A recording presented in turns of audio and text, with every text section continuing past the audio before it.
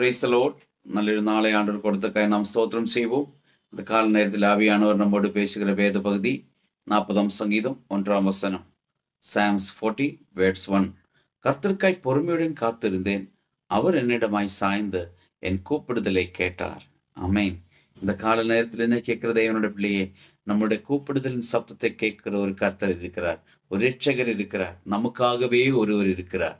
அந்த இயேசுவனுடைய இடத்தில் நம்முடைய கஷ்டங்களை, நம்முடைய பிரச்சனைகளை, நம்முடைய பாதிப்புகளை, நம்முடைய மன கவலைகளை எடுத்து சொல்லும் பொழுது அவர் நன்மைக்காய் காரியங்களை வாய்க்க செய்ய அவர் வல்லமை உள்ளவராயிருக்கிறார். நிச்சயமாய் நம்மளுக்காக அவர் கிரியை செய்வார்.